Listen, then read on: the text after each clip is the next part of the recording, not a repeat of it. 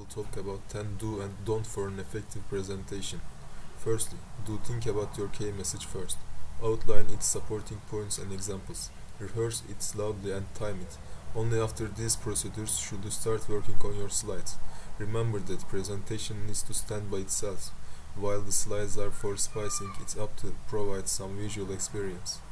Do 15-word summary. Can you sum up your idea in only 15 words?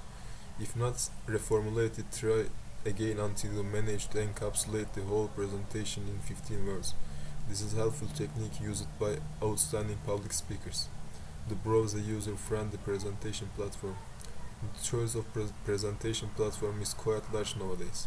Just pick one of them, choose template and create your presentation slides for a few minutes at a low price, even free.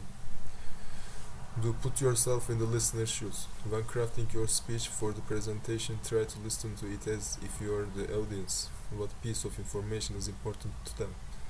What may be boring for listeners? Apply what's in it for me technique for finalizing your speech. Do choose photos wisely. Use quality images that communicate the concept of your presentation and aren't compositionally complex Ideally, photos should help convey your message to the audience without diverting their focus from your speech. Don't stuff the slides with text, otherwise your audience attention will be split between what you are speaking and what they are reading. As a result, effectiveness of both your speech and slides text will only be weakened. Don't read. This is golden rule for every public speaker. If you are unable to reproduce your speech without the cues, it shows you don't fully understand the message you are conveying, which in its turn is a huge minus for your presentation, so don't slack off and do your homework preparing your speech. Don't plan body language.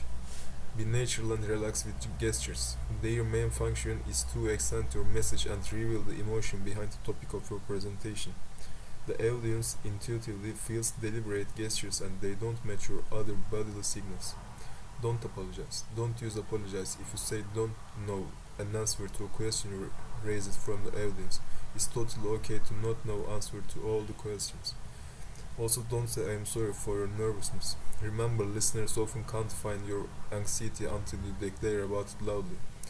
Don't overuse effective transition. No matter how enticing effects the most presentation platform offer, resist the temptation to use them for every other slide of your presentation. The practice shows that effects and transition don't really enhance the listener's experience. However, if you are inclined to use them, choose the most unobtrusive ones and keep it consistent, so these techniques can help us to give a better presentation.